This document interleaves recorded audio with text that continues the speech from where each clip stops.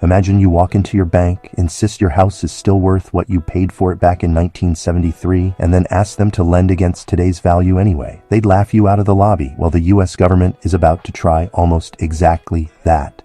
The punchline is that it just might work.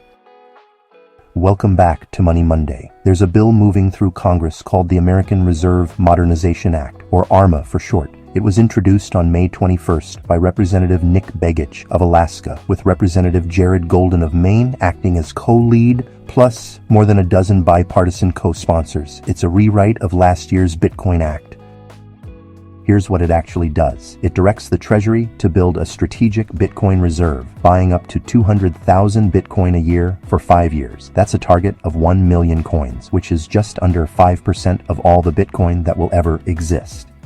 Once those coins are in federal hands, they're locked up for at least 20 years, and they can only be sold to pay down the national debt, which just crossed $39 trillion. The whole reason for writing it into law is simple.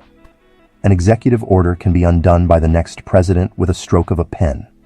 A statute is a lot harder to unwind. Now here's the part that should make you sit up. The bill's supporters keep using the phrase revenue neutral, meaning no new taxes and no new borrowing. So how do you buy tens of billions of dollars of Bitcoin without taxing or borrowing? That's where it gets interesting.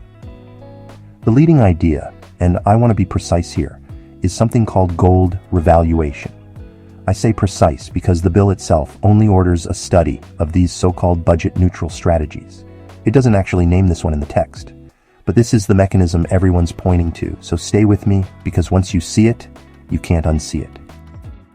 The US government holds about 261.5 million ounces of gold. On the government's books, that gold is valued at $42.22 an ounce, a price frozen back in 1973. Gold today trades around $4,500 an ounce. So on paper, the nation's gold is worth about $11 billion. At today's market price, that very same gold is worth roughly $1.2 trillion. That's not a typo. It's the same metal sitting in the same vaults at Fort Knox. The only thing that changes is the number written next to it.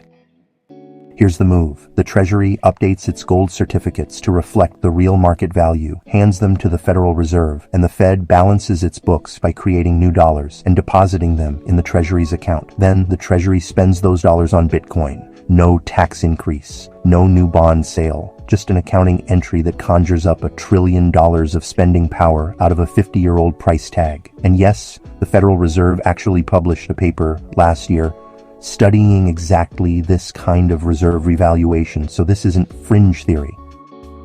So let's talk about what this means for your wallet, because revenue neutral is one of the most misleading phrases in all of public finance. When the government creates new dollars to buy Bitcoin, those dollars don't vanish. They land in the bank accounts of whoever sold the Bitcoin. Those sellers then spend, invest, and deposit that money, and it ripples out through the whole economy. More dollars chasing the same goods and assets is the textbook definition of inflationary pressure. It won't show up as a tax on your paycheck, but it can absolutely show up as higher prices at the register. That's the hidden cost. And this is where we've got to talk about winners and losers, because they're not the same people. The winners sit closest to the new money, Bitcoin holders, because a government buying 1 million coins is a giant new source of demand. Asset owners in general, because the people who receive those fresh dollars tend to plow them into stocks, real estate, and more crypto, which lifts those prices too. Wall Street firms have already been hiring crypto staff in anticipation. If you own assets, the tide tends to lift your boat first. The losers sit furthest from the spigot. Savers watching their cash quietly lose buying power. Wage earners whose paychecks don't reprice as fast as the cost of living. Retirees and anyone on a fixed income who feel every uptick in prices with no raise to offset it. This is an old pattern. Economists call it the Cantillon effect. The idea that whoever gets the new money first wins, and whoever gets it last pays. We've covered it before on this channel, and ARMA is a textbook case.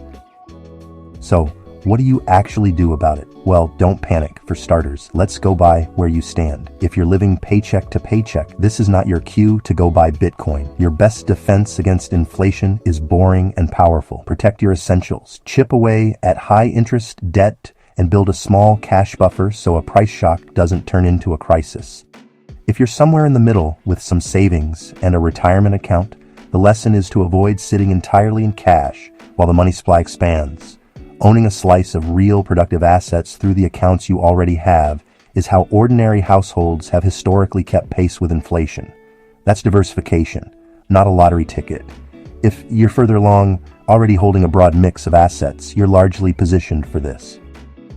Notice I'm not naming a single ticker, and that's on purpose. The takeaway here isn't a stock pick, it's a posture. When policymakers tell you something is free, go look for the part of the bill that says study. The cost is usually right there, just paid by a different group than the one writing the headline. So, will ARMA actually pass? Honestly, nobody knows yet, but the direction is the signal, and it's worth understanding before the dollars start moving. Until next time, I've been Kevin with Money Tree and Me, providing better security and ensuring better lives.